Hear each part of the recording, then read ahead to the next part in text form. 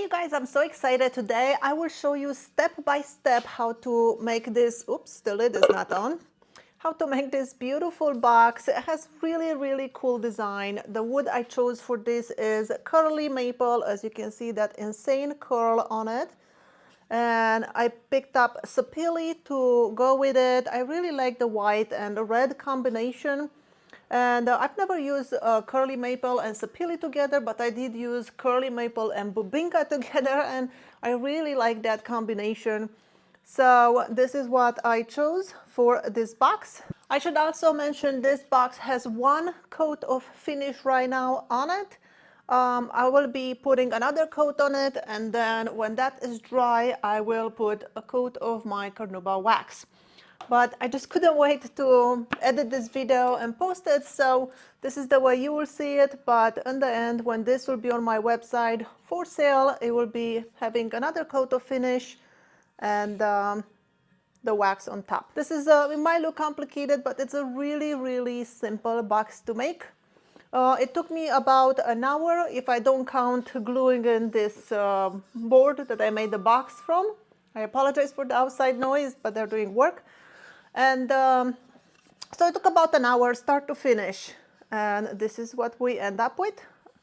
Without any further ado, let's get right into it and see how I build this. So the piece of wood that I'll be working with today is I laminated together this curly maple and sapele, and I'm going to tell you the measurements of this. Let's see.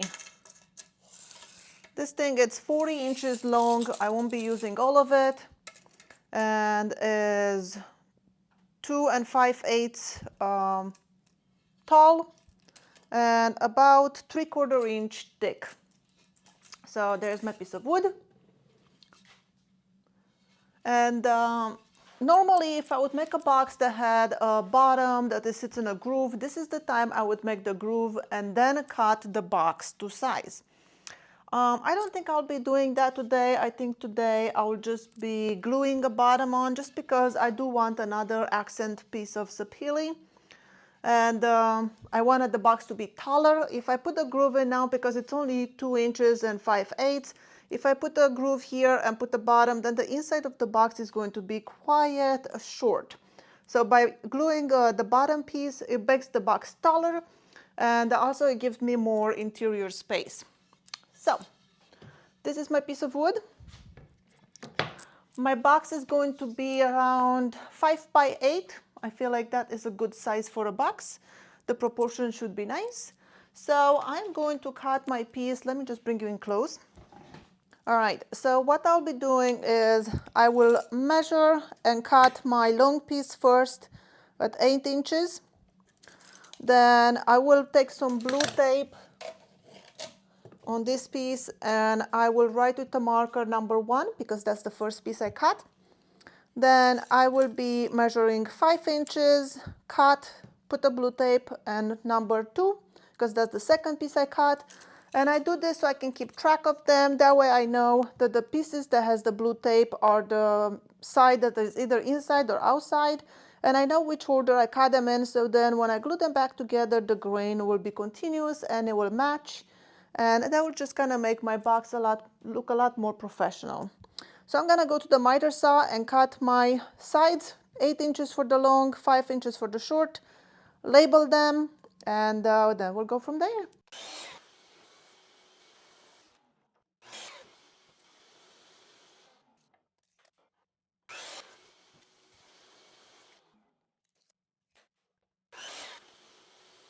All right, so here we have our 4 sides labeled, and I forgot to mention I already pre-sanded my board when it was in one big piece, and you want to do that because, well, it's easier to sand one piece than 4 little ones. And also, if you sand, especially after you cut your miters, you have the tendency to round over the miter as you go with the sand, with a sander over it, and then your gaps, your miters, is not going to close properly. So sand the piece when it's in one big piece. You can either finish the inside when it's one big piece, and that's gonna help with the glue squeeze out. I'm not gonna do that today because this is gonna be a pretty easy glue squeeze out situation. So now it's time to cut the miters. I will be using my homemade sled, and we'll cut the miters and then we'll go from there. So let's go to that. Now I'll be using one of these digital angle finders. I find it very accurate and easy to use. I zero it on the table and then I will attach it to the blade. And one trick to have good miters is to set your blade at 44.9, so a little bit past the 45s. That way, if you have a little gap, it's going to end up on the inside miter of the box, not on the outside.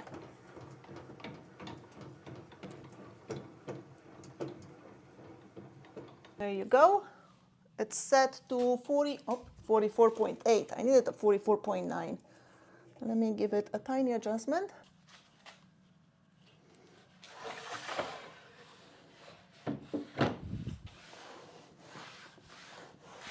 Always check and make sure your sled slides freely, because sometimes the runner might be swelling from the humidity or something. You want to make sure you have no surprises. I'll have to tell you, I have to clean my blade. It's pretty gross, so it's not going to give me the cleanest cuts, but it's going to work. And let's see. I need it higher. Something like this. So first, I will be running these boards on this side of the blade and just establish a 45 degree. And then I will be moving on this other side, and I'll be using my stop block to cut both of the long pieces to the same size and both of the short pieces are the same size. So now I have to decide if I want the part with the sticker to be the inside or the outside. I'm going to make that the outside. So that means when I run this piece the first time, to establish the 45 degree, the stickers will be face down. So I have to make sure all my pieces will be face down.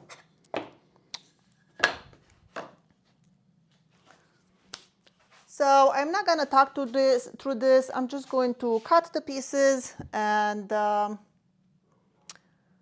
then we'll go back to the table.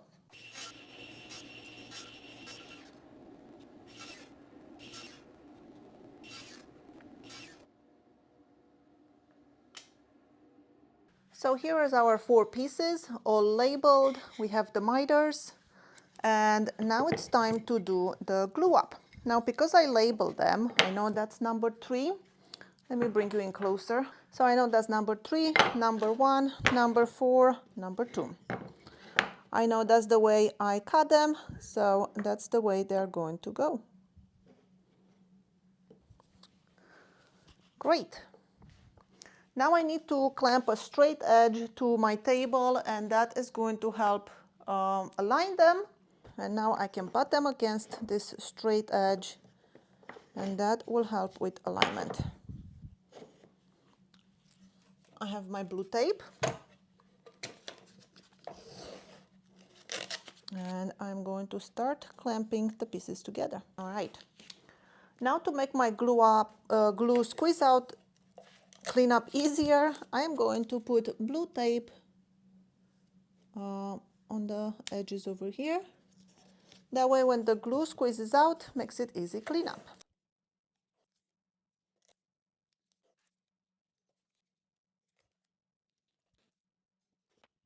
We want to give it a dry fit, make sure everything looks great. And our miters will meet perfectly, which they are. It looks like we're getting very, very clean miters. And I know it looks very chunky, but don't worry, we will make it look nice. So now that we have the dry fit and everything is going, we're gonna glue it up. I had a little tray for my brush. I'm gonna use one of these acid brushes. I'll put the link in the description below. I love using those for glue ups. And let's just start gluing it up. The great thing about making this 3/4 inch boxes is that there's a lot of surface for the glue up. We will not need splines or anything. Really, for a 1/2 inch, you don't need splines either, because unless you put lead in the box where it's something really heavy to pull on it, you shouldn't have any problems. And now it's time to close it up.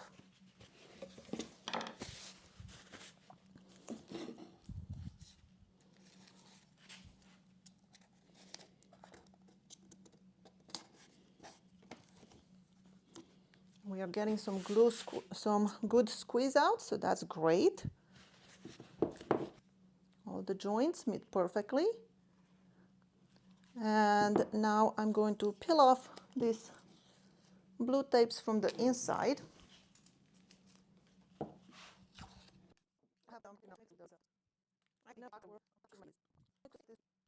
So we still have a little bit of glue squeeze out in there, even though we had the tape.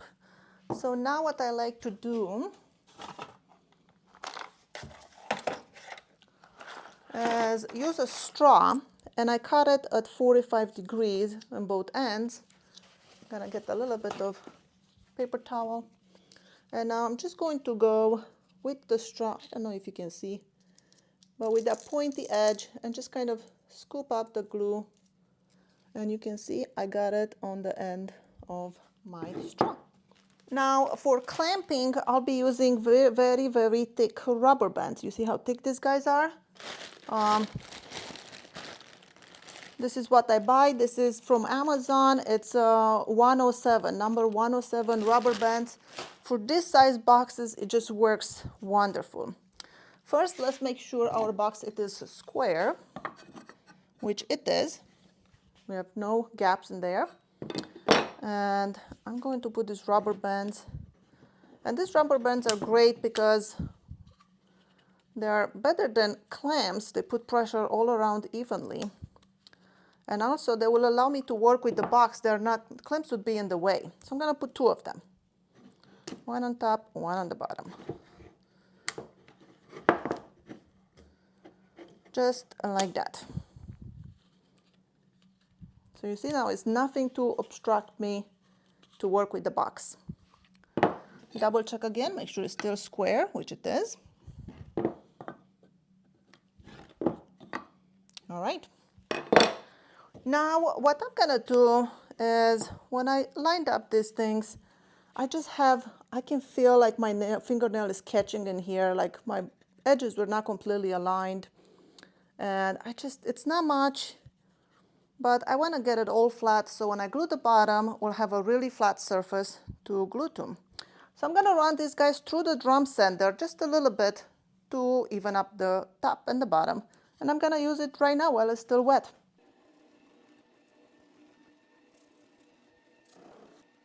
I'm gonna use one of these foam pads just to put my box on it, work on it, just because I already, like I said, I pre-sanded my board before the 220, so I don't want to put any big scratches from my table on it. I have a 400 grit paper, and at this time I will do the final sanding for the inside of the box. The box is still wet. Like you saw, we only glued it up 5 minutes ago. It's easier to sand it now because it's open through, so I can stick my hand in there and get all the corners and everything else.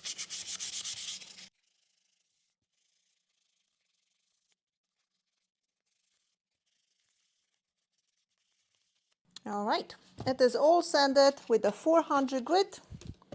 And I'm gonna check again, make sure I didn't twist it too much and it's not out of square. And my box is still square, so that's great. Now it's time to attach the bottom. The bottom is going to be on this side, the side that has the wider white, because I want that contrasting color. And I cut a piece of sapele. This is about 1/4 inch. And when I cut it about a 1/4 inch larger on length and width. That way it's hanging over the edge about 1/8 of an inch. Makes it easier to glue up, because if I cut it exactly the size of the box and then I glue it up, what's gonna happen is when I clamp it, it might shift a little bit and then it's going to ruin my box. So what I will be doing, let me get you in closer. I don't know if I can get the camera any closer.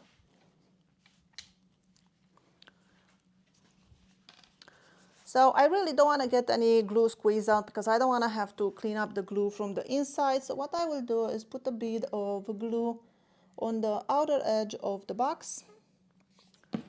And then with my brush, I will spread the glue outwards. And not go too close to the inside. I'm going to leave a 1/4 inch clean because the glue, as I will clamp it, it will squeeze in there and it will get towards the inner edge. But I wanted to do as little glue cleanup as possible. I'll put my sapili piece down, and then I will place this one on top. Try to place it as accurately from the first time. I don't want to have to slide it around. And then if I just take this right now and clamp it, because the glue is so slippery, it will slide around and move on me. So what I will do is leave it here for about, I don't know, 3 to 5 minutes. And that way it will kind of be stuck, and then I will clamp it. Now, when it comes to clamping small boxes, these are my favorite clamps to use. They're small 6-inch clamps, really, really easy, and you know, they don't take a lot of room, doesn't make it look like some crazy clamping job. Makes it really, really easy. I like to start with the corners. So I'll put one on this side, and then I'll go on the opposite side. That way, if it does slide a little bit, it corrects it when I get to this side.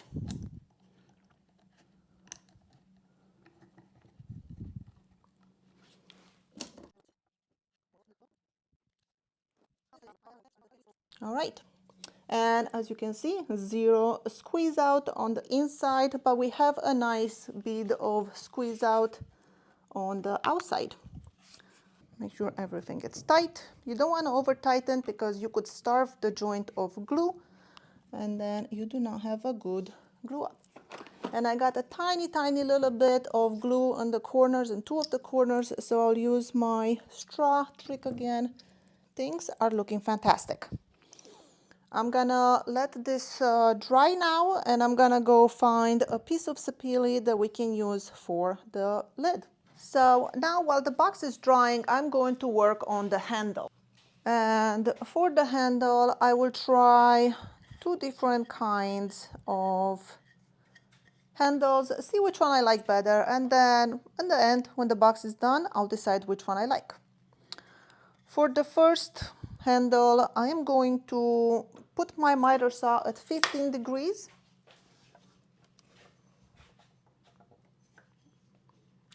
Just like that. And this is my leftover piece of material that I had from making the box. So now I will make an angle cut there at 15 degrees.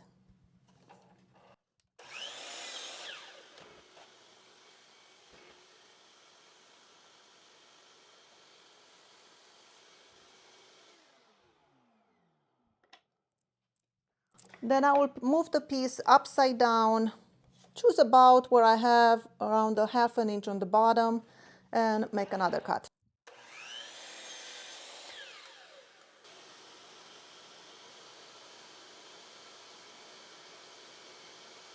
So that's our first option for a handle. I'm going to square up this edge. Now this is going to be my backup handle.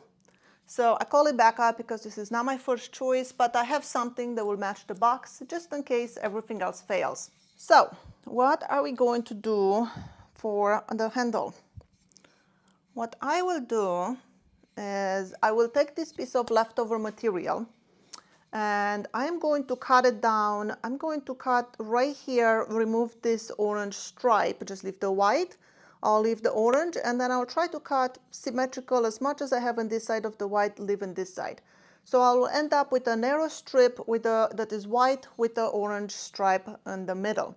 So I'll go cut this to size on the table saw and I'll see you right back. Now this other handle, I'll be using this, I'm not sure what it's called, a cove bit, round nose bit, I'm not sure what it's called, but this is what I will put on my router bit, and we'll use this one to make the second handle. All right, so router bit is in the router table, and now what I will do with this strip that I cut to size, remember we have the 2 white stripes with the red stripe in the middle.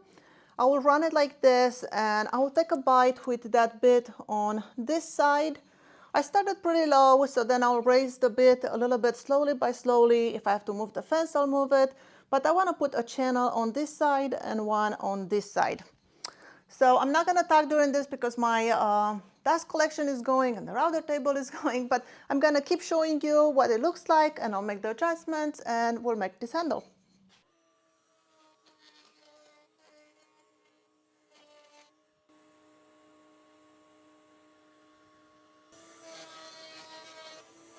So the handle is cut, it looks something like this. I'm happy with the shape. The only thing I feel like I failed at is I had the fence a little bit too far away from the bit, so it took a little bit deeper of a cut that I wanted. I wanted to leave enough room in here so I can put a 1/4-inch dowel, so it makes it easy to center and attach with my box. So pretty long piece. I think we can get around 3 or 4 handles from this one. So I will cut one to size and I'll try to put a 1/4-inch hole in there to see if it will work with my dowel. If it doesn't work, then well, we have more, so we'll just glue it with wood glue and that would be perfectly fine. It's plenty of room in there for the wood glue. I wished I could put a dowel in there. So I'm gonna go cut this. Let's see, what size will it look nice? So let's see, I think 2 inches and 3/4 is going to be a decent size handle. So I'm gonna cut this in 2 3/4 and I'm gonna try to put a hole, see if it works. So we were lucky, the size was just big enough to put that 1/4-inch hole, barely. And you might think that the walls are so thin that it's not gonna be strong, but it's going to be strong because we'll fill it with glue and we'll put the 1/4-inch dowel in it, which will fill it up and make it strong again. So I'm going to go now and sand this handle. And because this worked so great, I think I'm going to, where did I put it? Oh, I think I'm going to go and cut a few more handles out of this guy. I'll make them about the same size, and that way when I make boxes out of this combination of wood, I already have some handles pre-made. So that's why I made it so long, and now I can go cut more. I'll put the 1/4-inch dowel hole in it, and they will be ready to go for my next box. So my handle, it's all sanded and it's ready. And I was able to get 3 more handles out of that piece of wood. So now I'll have the handles for 3 more boxes in the future. Now let's talk about the lid. I'll be using 3/4-inch material for the lid as well. And let's see, I'm going to make it, the box is 5 by 8. So I'm gonna make the lid just a little bit smaller than 5 by 8, maybe by 3/8. So I'm going to cut this piece of sapele at 4 5/8, 4 5/8 by 7 5/8. So I'm gonna go cut this and then we'll get to the next step. So it's been about 40 minutes since we started this box. I'm going to take these clamps off right now and see how are we doing. Take the rubber bands off.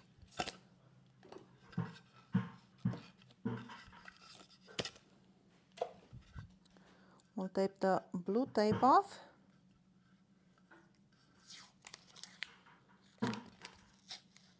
We got nice tight corners.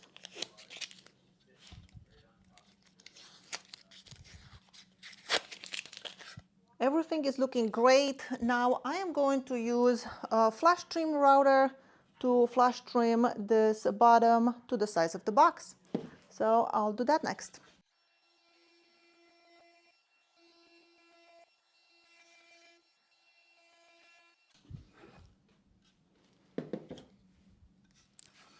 Everything is looking nice. I like the design so far. Now I'm going to go with my sander with 220 and sand the whole outside. The inside is already pre-sanded. The outside is pre-sanded, but I need to remove all these glue marks from the outside. So I'm just going to sand it and get everything clean. Our box is sanded. Everything looks nice. The miters look fantastic. It's time to put that angle on the box. So first thing I'll do is change my blade angle to 15 degrees, approximately. I'm not gonna use my digital angle finder. I'm just gonna put it to approximately 15. It doesn't matter. You can go 20, you can go whatever you want. I'm gonna go with 15. And now I wanna make sure my blade is high enough.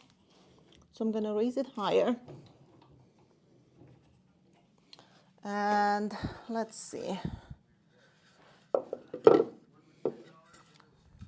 I want to make sure I leave enough material here and I don't go too close.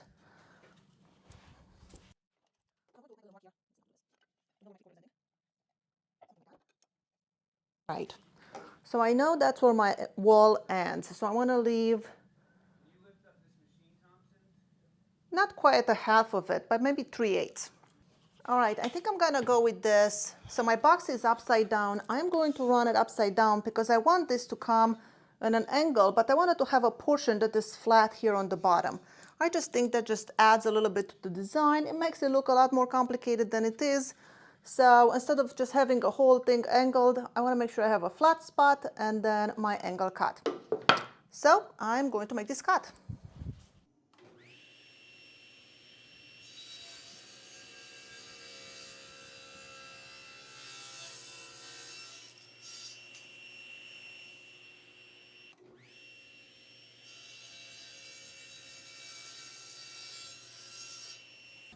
So the first cut I made was too angled, was not going low enough. So I changed it from the 15 degrees to 12 degrees. And this gave me a better result. I think I might even go to 11. No, I'll leave it at 12. So I have it at 12 degree, made this angle cut. Now I'm just gonna do this other side. Then I'm going to move the fence a little bit away and do the sides to match the miters where the other ones is without changing the blade. So that's what I'll do now.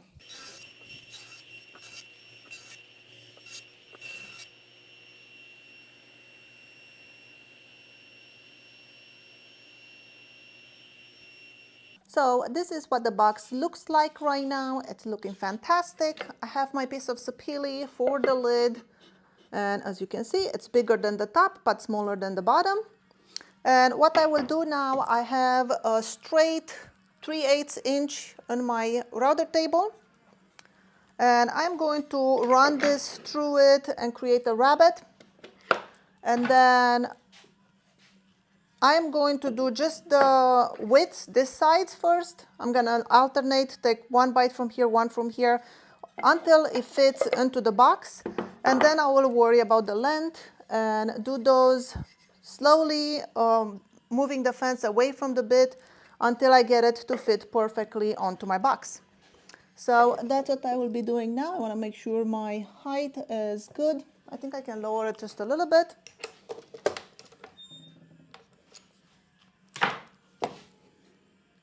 Let's try with that, see where it gets us. I'm not going to talk during this. I am just going to do it.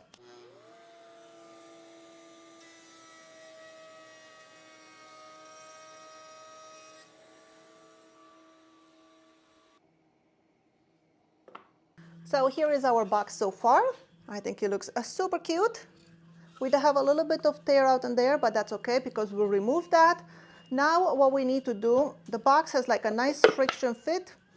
What we need to do now is put that angle on the lid to match the box. So I think I want the angle to go so it's smaller on the bottom than the top. That way the box kind of has a, nice shape to it.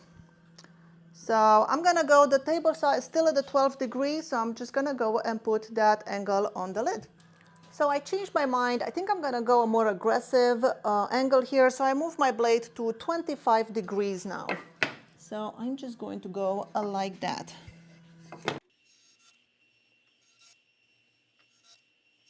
All right, so here is what the box looks so far, and I am not happy with it. I feel like because we had to do the rabbet onto the lid now, I feel like it's too thin. It could have been a little bit thicker. Also, I feel like it could have hung out a little bit more on the sides. Like right now, I just feel like it's a little bit short. So what I will do is remake the lid out of a little bit thicker material, maybe like 1 inch instead of 3/4. And when I'm all done remaking the lid, I'll do it the same way. We'll come back and attach the handle and we'll do the finish and so on. So right now I'm just gonna go and remake this a little bit bigger and a little bit thicker. So that's what I'll do now. All right, you guys, the new lid is done, and this one looks a lot better, I believe. I purposely made the bottom of the lid a little bit bigger than the box, just because instead of trying to make it fit perfectly, I wanted to deliberately make it bigger, make it easier on myself, and make it look like it was not a mistake. So I did that on purpose. I left about the same amount on each side, and that's our lid. And I put the rabbit on the inside. Now what we need to do is attach the handle, and then the box needs the last sanding before the finish. As you can see, I have a little bit of burn mark there. And to mark the handle center, let me bring you in close. I hope you can see that. I am just going to use a straight edge and make an X in the middle of my box. And that's our center right here. So I'm gonna go put a 1/4 inch hole there so we can put the dowel, and that's what is going to connect our handle to the box, and that will make sure it's properly straight in the middle. So I'm gonna go do that now, and I'll see you after.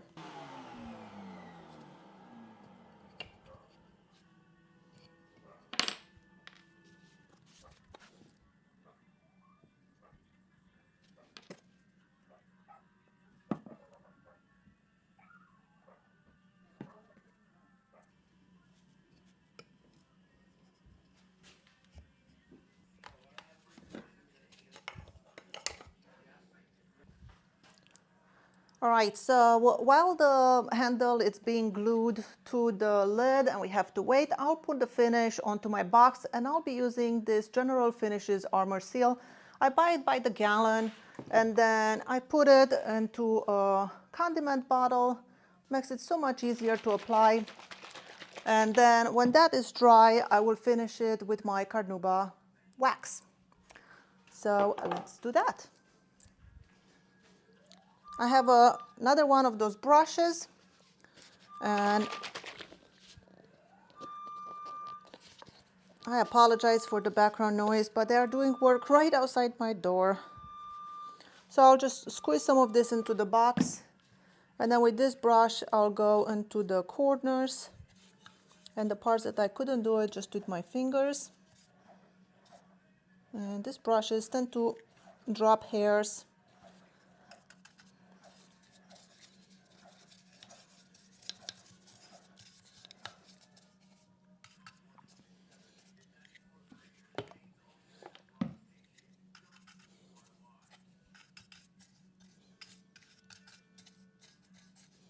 All right, and then I'll just take a cloth, make it into a little pad. Try to get as few wrinkles as I can, and just put some finish on it, and then go around and finish our box. This is an oil finish. This is a mixture of, it's poly and oils, and I have some hairs there I'm trying to get off from the brush. Yes, I should be wearing gloves, but I am not right now. You should wear gloves though.